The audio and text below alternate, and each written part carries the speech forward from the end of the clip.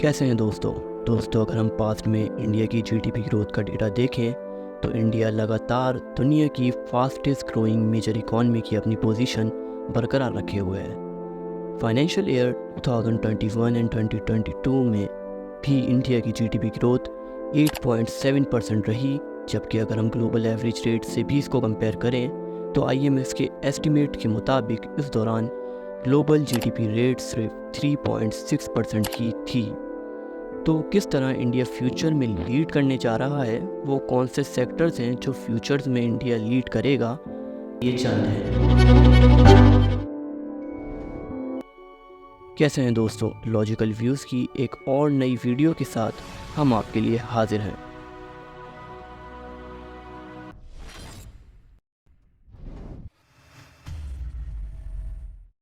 अगर हम Indian economy के करंट स्टेटस की बात करें तो इंडिया नॉमिनल जीडीपी के मामले में यूनाइटेड किंगडम को रिप्लेस करके 5th रैंक पर आ गया है। इस सब को देखते हुए इंडियन इकॉनमी को लेकर प्रेडिक्शन काफ़ी पॉजिटिव हैं। जनवरी 2022 की IHS मार्केट की एक रिपोर्ट में ये प्रेडिक्ट किया गया था कि 2030 तक इंडिया जर्मनी और जापान को पीछे छोड़ते हुए USA और चाइना के बाद नॉमिनल जीडीपी की इस रैंकिंग में 3rd रैंक पर आ जाएगा। क्या आपने कभी सोचा है कि इंडियन इकॉनमी का वो कौन सा सेक्टर है जिनमें इंडिया ग्लोबली लेवल पर एक पोटेंशियली डोमिनेट लेवल पर है, और यही वो सेक्टर है जो इंडिया को वर्ल्ड लीडिंग पोजीशन पर इस्टेब्लिश करेगा। तो चलें आज हम इस सेक्टर पर बात करते हैं, इंडिया का सबसे बड़ा और मेजर सेक्टर। दोस्तों, ग्लोबल फार्मास्यूटिकल सेक्टर में इंडिया एक डोमिनेंट पोजीशन पर है। इसका प्राइम एग्जाम्पल आपने कोविड के दौरान देखा होगा, जब बड़े बड़े मुल्क भी कोविड को देखते हुए अपने लिए मेडिकल सप्लाईज और लाइफ सेविंग ड्रग्स अपने लिए होल्ड कर रहे थे, तब इंडिया ने इंटरनेशनल लेवल पर 90 से ज़्यादा कंट्रीज़ में 160 मिलियन वैक्सीन डोजेज डिलीवर किए थे।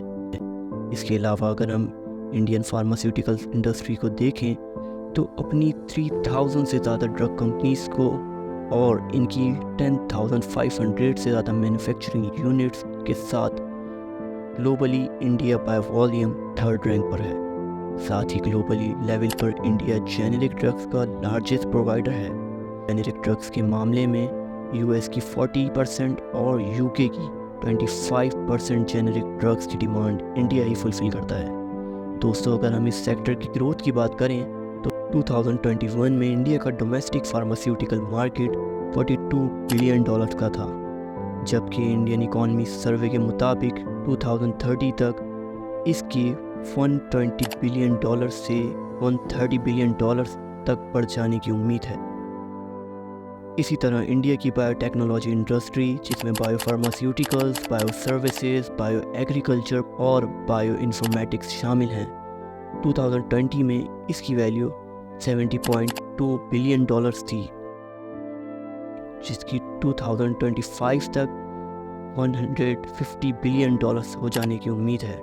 वहीं ये भी कहा जा रहा है कि इंडिया की मेडिकल डिवाइस मार्केट जो फाइनेंशियल ईयर 2020 में 10.36 बिलियन की थी, 87% यानी कंपाउंड एनुअल रेट के साथ 2015 तक 15,000 बिलियन की हो जाएगी। यही वजह है कि इकोनॉमिक सर्वे 2021 एंड 22 के मुताबिक इंडिया के फार्मास्यूटिकल सेक्टर ने 2021 और 2022 के दौरान FDI यानी फॉरेन डायरेक्ट इन्वेस्टमेंट में 200% का इंक्रीज़ हुआ।